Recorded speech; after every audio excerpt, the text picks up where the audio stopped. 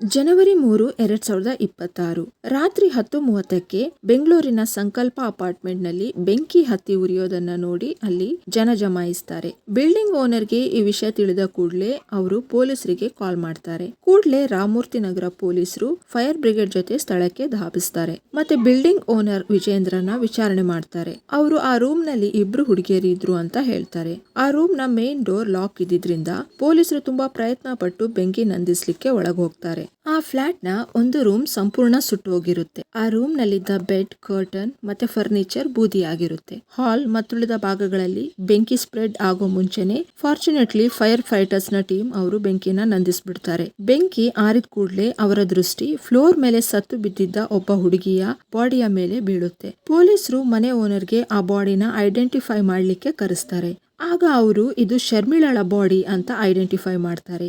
ಈ ಫ್ಲಾಟ್ ನಲ್ಲಿ ಶರ್ಮಿಳಾ ಅವಳ ಫ್ಲಾಟ್ ಮೇಟ್ ಶಬ್ರಿನ್ ನ ಜೊತೆ ಇರ್ತಿದ್ಲು. ಬೆಂಕಿ ಎಲ್ಲ ಹಾರೋದ್ಮೇಲೆ ಫ್ಲಾಟ್ ನ ಚೆನ್ನಾಗಿ ಹುಡುಕ್ದಾಗ ಕೇವಲ ಶರ್ಮಿಳಾದು ಮಾತ್ರ ಬಾಡಿ ಸಿಕ್ಕಿರುತ್ತೆ. ಆದ್ರೆ ಅವಳ ಫ್ಲಾಟ್ ಮೇಟ್ ಶಬ್ರಿನ್ ನ ಯಾವ ಪತ್ತೆನೂ ಸಿಗಲ್ಲ. ಒಂದೇ ಫ್ಲಾಟ್ ನಲ್ಲಿದ್ದ ಇಬ್ರು ಹುಡುಗಿಯರಲ್ಲಿ ಕೇವಲ ಒಬ್ಬ ಹುಡುಗಿಯ ಶವ ಮತ್ತೊಬ್ಬಳ ಪತ್ತೆ ಸಿಗದಿರೋದು ಪೊಲೀಸರಿಗೆ ಸಸ್ಪಿಷಿಯಸ್ ಅನ್ಸತೊಡಗುತ್ತೆ. ಪೊಲೀಸರು ತಕ್ಷಣ ಕ್ರೈಮ್ ಸೀನ್ ನ ಸೆಕ್ಯೂರ್ ಮಾಡಿ ಕ್ರೈಮ್ ಇನ್ವೆಸ್ಟಿಗೇಷನ್ ಏಜೆನ್ಸಿ ಮತ್ತೆ ಫೋರೆನ್ಸಿಕ್ ಟೀಮ್ ನ ಕ್ರೈಮ್ ಸೀನ್ ಗೆ ಕರೆಸ್ತಾರೆ. ಇನಿಷಿಯಲಿ ಕ್ರೈಮ್ ಸೀನ್ ಇನ್ವೆಸ್ಟಿಗೇಟ್ ಮಾಡಿದ ಪೊಲೀಸರಿಗೆ ಬೆಂಕಿ ಶಬ್ರಿನ್ ನ ಬೆಡ್ರೂಮ್ ನಿಂದ ಮೊದಲು ಸ್ಟಾರ್ಟ್ ಆಗಿತ್ತು ಅಂತ ಗೊತ್ತಾಗುತ್ತೆ. ಅವರು ಶಬ್ರಿನ್ ಗೆ ಕಾಲ್ ಮಾಡಿದಾಗ ಶಬ್ರಿನ್ ಯಾವುದೋ ಕೆಲಸಕ್ಕಾಗಿ ಕಳೆದ 15 ದಿನಗಳಿಂದ ಡೆಲ್ಲಿಗೆ ಹೋಗಿರೋದು ಗೊತ್ತಾಗುತ್ತೆ. ಇದು ಅವಳ ಮೊಬೈಲ್ ಲೊಕೇಶನ್ ನಿಂದ ಕನ್ಫರ್ಮ್ ಕೂಡ ಆಗಿರುತ್ತೆ. ಹಾಗಾಗಿ ಶಬ್ರಿನ್ ನ ಮೇಲಿನ ಸಂಶಯ ಸುಳ್ಳಾಗುತ್ತೆ. ಶಬ್ರಿನ್ ನ ರೂಮ್ ನಲ್ಲಿ ಎಲೆಕ್ಟ್ರಿಕ್ ಅಪ್ಲಯನ್ಸಸ್ ಗಳಿದ್ವು. ಆಗ ಈ ಎಲೆಕ್ಟ್ರಿಕ್ ಅಪ್ಲಯನ್ಸಸ್ ಗಳ ಮಾಲ್ ಫಂಕ್ಷನ್ ನಿಂದ ಈ ಘಟನೆ ಆಗಿರ್ಬೋದು ಅಂತ ಪೊಲೀಸರು ಅನುಮಾನಿಸ್ತಾರೆ. ಯಾಕಂದ್ರೆ ಆ ಫ್ಲಾಟ್ ಒಳಗಿಂದ ಲಾಕ್ ಆಗಿತ್ತು ಮತ್ತೆ ಯಾವುದೇ ಫೋರ್ಸ್ ಎಂಟ್ರಿಯ ಗುರುತುಗಳು ಸಿಕ್ಕಿರೋದಿಲ್ಲ. ನೇಬರ್ಸ್ ಕೂಡ ಯಾವುದೇ ಸಸ್ಪಿಷಿಯಸ್ ಎಂಟ್ರಿನ ನೋಡಿರೋದಿಲ್ಲ. ಹಾಗಾಗಿ ಪೊಲೀಸರು ಈ ಎಲ್ಲಾ ಪ್ರಿಲಿಮಿನರಿ ರಿಪೋರ್ಟ್ ನ ಆಧಾರದ ಮೇಲೆ ಶಾರ್ಟ್ ಸರ್ಕ್ಯೂಟ್ ಆಗಿದ್ದು ಇದರಿಂದ ಬಂದ ಹೊಗೆಯಿಂದ ಉಸಿರುಗಟ್ಟಿ ಶರ್ಮಿಳಾ ಸತ್ತೋಗಿರ್ಬೋದು ಅಂತ ಗೆಸ್ ಮಾಡ್ತಾರೆ.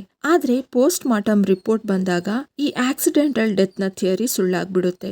ಇನ್ನೊಂದು ಶಾಕಿಂಗ್ ವಿಷಯ ಏನಂದ್ರೆ ಆ ಬೆಂಕಿ ಹತ್ತಿದ್ದನ್ನ ನೋಡೋಕೆ ಜಮಾಯಿಸಿದ ಜನರ ಮಧ್ಯದಲ್ಲಿ ಆ ಹಂತಕ ಕೂಡ ನಿಂತು ತಾನು ರಚಿಸಿದ ಈ ದೃಶ್ಯನ ನೋಡ್ತಿರ್ತಾನೆ. 34 ವರ್ಷದ ಶರ್ಮಿಳಾ ಡಿಕೆ ಅಲಿಯಾಸ್ ಶರ್ಮಿಳಾ ಕುಶಲಪ್ಪ ಬೆಂಗಳೂರಿನ ಆಕ್ಸೆಂಚರ್ ನಲ್ಲಿ ಸಾಫ್ಟ್ವೇರ್ ಇಂಜಿನಿಯರ್ ಆಗಿ ಕೆಲಸ ಮಾಡ್ತಿರ್ತಾಳೆ.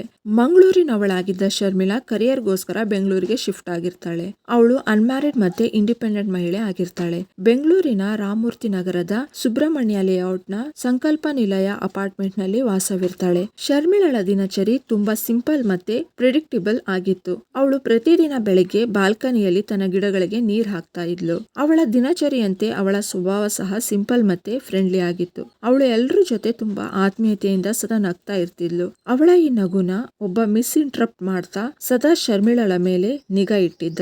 ಇನ್ವೆಸ್ಟಿಗೇಷನ್ ಗೆ ಮುಂದಾದ ಫೋರೆನ್ಸಿಕ್ ಎಕ್ಸ್ಪರ್ಟ್ಸ್ ಗೆ ಕೆಲವು ಪ್ಯಾಟರ್ನ್ಸ್ ಗೋಚರಿಸುತ್ತೆ. ಬೆಂಕಿ ಅಚಾನಕ್ ಆಗಿ ಹತ್ತಿರೋದಿಲ್ಲ. ಬದಲಿಗೆ ಕರ್ಟನ್ಸ್, ಬೆಡ್ ಶೀಟ್ಸ್, ಕಾರ್ಪೆಟ್ಸ್ ಮತ್ತೆ ಬಟ್ಟೆಗಳಿಗೆ ಬೇಕಂತಲೇ ಬೆಂಕಿ ಹಚ್ಚಿರೋದು ಗೊತ್ತಾಗುತ್ತೆ. ಮತ್ತೆ ಒಂದು ಸ್ಪೇರ್ ರೂಮ್ ನಲ್ಲಿ ರಕ್ತ ಅಂಟಿದ್ದ ಬಟ್ಟೆನೂ ಸಹ ಸುಟ್ಟಿರಲಾಗುತ್ತೆ. ಈ ಎಲ್ಲಾ ಸಾಕ್ಷ್ಯಗಳನ್ನ ಕಲೆಕ್ಟ್ ಮಾಡಿದ ನಂತರ ಬಾಡಿನ ಬೆಂಗಳೂರಿನ ವಿಕ್ಟೋರಿಯಾ ಹಾಸ್ಪಿಟಲ್ಗೆ ಪೋಸ್ಟ್ ಮಾರ್ಟಮ್ಗಾಗಿ ಕಳಿಸ್ಕೊಡಲಾಗುತ್ತೆ. ಪೋಸ್ಟ್ ಮಾರ್ಟಮ್ ರಿಪೋರ್ಟ್ ನಲ್ಲಿ ವಿಕ್ಟಿಮ್ ನ ಭುಜ, ಕಾಲುಗಳು ಮತ್ತೆ ಹೊಟ್ಟೆ ಮೇಲೆ ಇಂಜುರೀಸ್ ನ ಮತ್ತೆ ಸ್ಟ್ರಗಲ್ಸ್ ನ ಮಾರ್ಕ್ಸ್ ಗಳು ಇರುತ್ತೆ. ಅವು ಫೈರ್ ಬರ್ನ್ಸ್ ಗೆ ಮ್ಯಾಚ್ ಆಗ್ತಿರೋಲ್ಲ. ಶ್ವಾಸಕೋಶದಲ್ಲಿನ ಹೊಗೆಯ ಪ್ರಮಾಣ ನೋಡಿದಾಗ ವಿಕ್ಟಿಮ್ ನ ಸಾವು ಬೆಂಕಿ ಹಚ್ಕೊಳ್ಳೋ ಮುಂಚೆನೆ ಆಗಿರುತ್ತೆ. ಶರ್ಮಿಳಳ ಫೋನ್ ಕ್ರೈಮ್ ಸೀನ್ ನಲ್ಲಿ ಸಿಕ್ಕಿರೋದಿಲ್ಲ. ಹಾಗಾಗಿ ಕೂಡ್ಲೆ ಅವಳ ಫೋನ್ ನ ಸರ್ವೆಲೆನ್ಸ್ ಗೆ ಹಾಕ್ಲಾಗುತ್ತೆ. ಶರ್ಮಿಳಳ ಫ್ರೆಂಡ್ ರೋಹಿತ್ ಇದನ್ನ ಒಂದು ಮರ್ಡರ್ ಕೇಸ್ ತರ ಇನ್ವೆಸ್ಟಿಗೇಟ್ ಮಾಡೋಕೆ ಅಪೀಲ್ ಮಾಡ್ತಾನೆ. 2 ದಿನಗಳ ನಂತರ ಅಂದ್ರೆ 6 ಜನವರಿ 2026 ಅಚಾನಕ್ ಆಗಿ ಯಾರೋ ಶರ್ಮಿಳಳ ಫೋನ್ ನ ಆನ್ ಮಾಡ್ತಾರೆ ಮತ್ತೆ ಹೊಸ ಸಿಮ್ ಕಾರ್ಡ್ ನ ಇನ್ಸರ್ಟ್ ಮಾಡ್ತಾರೆ. ಆಗ ಪೊಲೀಸರು ಇಮಿಡಿಯೇಟ್ ಆಗಿ ಫೋನ್ ನ IMEI ನಂಬರ್ ನ ಸರ್ವೆಲೆನ್ಸ್ ಗೆ ಹಾಕ್ತಾರೆ. ಟೆಲಿಕಾಂ ನ ಡೇಟಾದ ಆಧಾರದ ಮೇಲೆ ಆ ಫೋನ್ ನ ಮೂವ್ಮೆಂಟ್ ನ ಟ್ರ್ಯಾಕ್ ಮಾಡ್ತಾರೆ. ಫೋನ್ ನ ಲೊಕೇಶನ್ ಯಾವುದೋ ದೂರದ ಲೊಕೇಶನ್ ನಲ್ಲಿ ಅಲ್ಲದೆ ಬದಲಿಗೆ ಶರ್ಮಿಳಾ ಇದ್ದ ಅದೇ ಅಪಾರ್ಟ್ಮೆಂಟ್ ನ ಆಸುಪಾಸಿನಲ್ಲಿ ಲೊಕೇಟ್ ಆಗ್ತಾ ಇತ್ತು. ಕೊನೆಗೆ 2 ದಿನಗಳ ಹಿಂದೆ ಪೊಲೀಸರು ವಿಚಾರಣೆಗೆ ಅಂತ ಹೋಗಿದ್ದ ಆ ಅಪಾರ್ಟ್ಮೆಂಟ್ ನ ಮುಂದಿನ ಮನೆಯಲ್ಲಿ ಆ ಫೋನ್ ಲೊಕೇಟ್ ಆಗ್ತಾ ಇತ್ತು. ಆ ಮನೆಯಲ್ಲಿ 18 ವರ್ಷದ ಕರ್ನಲ್ ಕುರೈ ತನ್ನ ತಾಯಿಯೊಂದಿಗೆ ಇರೋದು ಗೊತ್ತಾಗುತ್ತೆ. ಈ ಕರ್ನಲ್ ಕುರಾಯ್ ಸೆಕೆಂಡ್ PU ಓದ್ತಿದ್ದ. ಅವನು ಓದ್ನಲ್ಲಿ ತುಂಬಾ ಮುಂದೆ ಇದ್ದ. ಮತ್ತೆ SSLCಯಲ್ಲಿ 97% ಸ್ಕೋರ್ ಮಾಡಿದ್ದ. ಕೊಡಗಿನವನಾದ ಕುರಾಯ್ ಬೆಂಗಳೂರಿನಲ್ಲಿ ತನ್ನ ತಾಯಿ ಜೊತೆಗೆ ಇರ್ತಿದ್ದ. 10 ಜನವರಿ 2026ರಂದು ಪೊಲೀಸರು ಕರ್ನಲ್ ಕುರಾಯ್ನ ಮನೆ ಮೇಲೆ ರೇಡ್ ಮಾಡಿ ಅವನನ್ನ ವಶಕ್ಕೆ ಪಡಿತಾರೆ. ಅವನ ಬಳಿಯಿಂದ ಶರ್ಮಿಳಳ ಫೋನ್ ಕೂಡ ಸಿಗುತ್ತೆ. ಅವನನ್ನ ಸ್ವಲ್ಪ ಗಟ್ಟಿಯಾಗಿ ವಿಚಾರಣೆ ಮಾಡಿದಾಗ ಅವನು ಹೇಳಿದ ಕನ್ಫೆಷನ್ ಎಲ್ಲರನ್ನು ಶಾಕ್ ಮಾಡಿತ್ತು. ಶರ್ಮಿಳಳ ಬಾಲ್ಕನಿ ಮತ್ತೆ ಕುರಾಯ್ನ ಮನೆಯ ಟೆರೆಸ್ ಅಕ್ಕಪಕ್ಕದಲ್ಲಿತ್ತು. ಶರ್ಮಿಳ ತನ್ನ ಗಿಡಗಳಿಗೆ ನೀರ್ ಹಾಕೋಕೆ ಬರುವಾಗ ಕುರಾಯ್ ಒಂದು ವೇಳೆ ಟೆರೆಸ್ ನ ಮೇಲೆ ಇದ್ರೆ ಇಬ್ಬರ ನಡುವೆ ಹಾಯ್ ಹಲೋ ನಡೀತಾ ಇತ್ತು. ಕುರಾಯ್ ಒಬ್ಬ ಸ್ಕಾಲರ್ ಮತ್ತೆ ಶರ್ಮಿಳಾ ಒಬ್ಬ ವರ್ಕಿಂಗ್ ಪ್ರೊಫೆಷನಲ್ ಆಗಿದ್ರಿಂದ ಇಬ್ಬರ ನಡುವೆ ಕರಿಯರ್ ರಿಲೇಟೆಡ್ ಮಾತುಕತೆ ಆಗಾಗ ನಡೀತಾ ಇತ್ತು. ಶರ್ಮಿಳಳ ಕಡೆಯಿಂದ ಇದೊಂದು ನಾರ್ಮಲ್ ಇಂಟರಾಕ್ಷನ್ ಆಗಿತ್ತು. ಆದ್ರೆ ಕುರಾಯ್ನ ತಲೆಯಲ್ಲಿ ಬೇರೇನೋ ಓಡ್ತಾ ಇತ್ತು. ಶರ್ಮಿಳಳ ನಾರ್ಮಲ್ ಫ್ರೆಂಡ್ಲಿನೆಸ್ ನ ಕುರಾಯ್ ಪರ್ಸನಲ್ ಇಂಟ್ರೆಸ್ಟ್ ಅನ್ಕೋತಾನೆ. ಕುರಾಯ್ ಪೊಲೀಸ್ ಕನ್ಫೆಷನ್ ನಲ್ಲಿ ಪಾನ್ ವಿಡಿಯೋಸ್ ನೋಡ್ತಿದ್ರಿಂದ ಅವನ ತಲೆಯಲ್ಲಿ ಶರ್ಮಿಳಳ ಜೊತೆ ಕೆಟ್ಟ ಫ್ಯಾಂಟಸಿ ಡೆವಲಪ್ ಆಗತೊಡಗಿತ್ತು ಅಂತ ಒಪ್ಕೋತಾನೆ. ಅವನು ಶರ್ಮಿಳಳ ಫ್ಲಾಟ್ಮೇಟ್ ಶಬ್ರಿನ್ ಕೆಲ ದಿನಗಳವರೆಗೆ ಫ್ಲಾಟ್ ನಲ್ಲಿ ಇರೋದಿಲ್ಲ ಅಂತ ತಿಳ್ಕೊತಾನೆ. ಇದನ್ನ ಅವನು ಒಂದು ಆಪರ್ಚುನಿಟಿ ತರ ನೋಡ್ತಾನೆ. ಆಗ ಅವನು ಶರ್ಮಿಳಳ ಡೈಲಿ ರುಟೀನ್ ಮತ್ತೆ ಮೂಮೆಂಟ್ಸ್ ನ ಅಬ್ಸರ್ವ್ ಮಾಡೋಕೆ ಶುರು ಮಾಡ್ತಾನೆ. ಇವರಿಬ್ಬರ ಬಾಲ್ಕನಿ ಆಸ್ಪಾಸ್ನಲ್ಲಿ ಇದ್ದಿದ್ರಿಂದ ಕುರಾಯ್ಗೆ ಶರ್ಮಿಳಳ ಬಾಲ್ಕನಿಯನ್ನ ಈಸಿಯಾಗಿ ಎಂಟರ್ ಮಾಡಬಹುದು ಅಂತ ಗೊತ್ತಿರುತ್ತೆ. ಆದ್ರೆ ಅವಳ ವುಡನ್ ಡೋರ್ ನ ಓಪನ್ ಮಾಡೋದು ಅಸಾಧ್ಯ ಅಂತ ಗೊತ್ತಾಗಿ ಅವನು ಅವಳ ಫ್ಲಾಟ್ ನ ಸ್ಲೈಡಿಂಗ್ ವಿಂಡೋನ ನೋಡ್ತಾನೆ. ಸೇಮ್ ವಿಂಡೋ ಅವನ ಸ್ಕೂಲ್ ನ ಲೈಬ್ರರಿಯಲ್ಲಿ ಇದ್ದಿದ್ರಿಂದ ಅವನು ಅದನ್ನ ಓಪನ್ ಮಾಡೋ ಟೆಕ್ನಿಕ್ ನ ತಿಳ್ಕೊತಾನೆ. 3 ಜನವರಿ 2026 ರಾತ್ರಿ 9 ಗಂಟೆಗೆ ಅವನು ಆ ಸ್ಲೈಡಿಂಗ್ ವಿಂಡೋದ ಮೂಲಕ ಸದ್ದು ಮಾಡದೆ ಮೆಲ್ಲಗೆ ಶರ್ಮಿಳಳ ಫ್ಲಾಟ್ಗೆ ಎಂಟರ್ ಆಗ್ತಾನೆ. ಆ ಸಮಯದಲ್ಲಿ ಶರ್ಮಿಳಾ ಕಿಚನ್ ನಲ್ಲಿ ಹಾಲು ಬಿಸಿ ಮಾಡ್ತಿದ್ಲು. ಅವನು ಮೆಲ್ಲಗೆ ಬಂದು ಹಾಲ್ ನಲ್ಲಿ ಬಚ್ಚಿಟ್ಕೋತಾನೆ. ಮೆಲ್ಲಗೆ ಸದ್ದು ಕೇಳಿಸ್ಕೊಂಡ ಶರ್ಮಿಳಾ ತನ್ನ ರೂಮ್ ಹತ್ರಕ್ಕೆ ಬರ್ತಾಳೆ. ಆಗ ಕುರಾಯ್ ಬಂದು ಹಿಂದಿನಿಂದ ಶರ್ಮಿಳಾನ ಇಟ್ಕೋತಾನೆ. ಆಗ ಶರ್ಮಿಳಾ ಭಯದಿಂದ ಕಿರ್ಚೋಕೆ ಶುರು ಮಾಡ್ತಾಳೆ. ಆದ್ರೆ ಕುರಾಯ್ ಈ ರೀತಿಯ ರಿಯಾಕ್ಷನ್ ಎಕ್ಸ್ಪೆಕ್ಟ್ ಮಾಡಿರೋದಿಲ್ಲ. ಆಗ ಕುರಾಯ್ ಅವಳನ್ನ ಬಿಟ್ಟು ಅವಳ ಎದುರಿಗೆ ಬಂದು ನಿಲ್ತಾನೆ. ಅವನಿಗನ್ಸುತ್ತೆ ತನ್ನ ನೋಡಿದ ತಕ್ಷಣ ಶರ್ಮಿಳಾ ನಾರ್ಮಲ್ ಆಗ್ತಾಳೆ ಅಂತ. ಆದ್ರೆ ಅವನನ್ನ ನೋಡಿದ ಶರ್ಮಿಳಾ ಇನ್ನೂ ಶಾಕ್ ಆಗ್ತಾಳೆ. ಯಾಕಂದ್ರೆ ಅವಳು ಕನ್ಸಿನಲ್ಲೂ ಕುರಾಯ್ ಬಗ್ಗೆ ಈ ರೀತಿ ಯೋಚಿಸಿರಲ್ಲ. ಶರ್ಮಿಳಳ ಚೀರಾಟದಿಂದ ಗಾಬರಿಗೊಂಡ ಕುರಾಯ್ ಆಚೆ ಈ ಸದ್ದು ಹೋದ್ರೆ ಎಲ್ಲ ಮುಗ್ದು ಹೋಗುತ್ತೆ ಅನ್ಕೊಂಡು ಕೂಡ್ಲೆ ಶರ್ಮಿಳಳ ಹತ್ರ ಹೋಗಿ ಅವಳ ಬಾಯಿನ ಗಟ್ಟಿಯಾಗಿ ಇಟ್ಕೋತಾನೆ.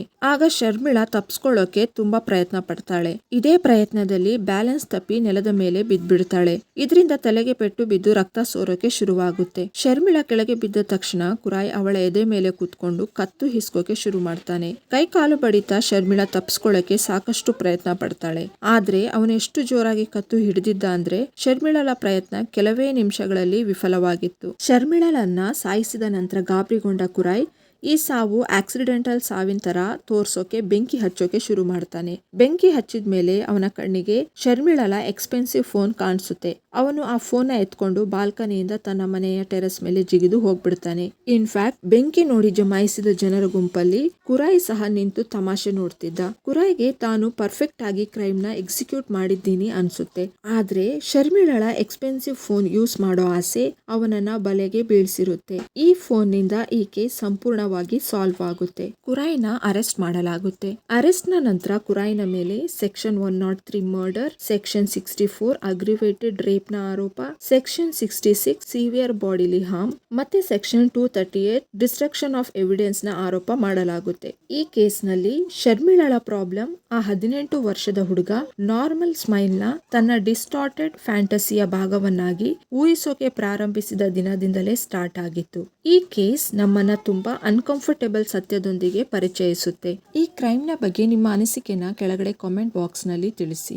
ಇಂತಹ ರಿಯಲ್ ಕ್ರೈಮ್ ರಿಲೇಟೆಡ್ ವಿಡಿಯೋನ ನೋಡ್ಲಿಕ್ಕೆ ಚಾನೆಲ್ ನ ಸಬ್ಸ್ಕ್ರೈಬ್ ಮಾಡಿ.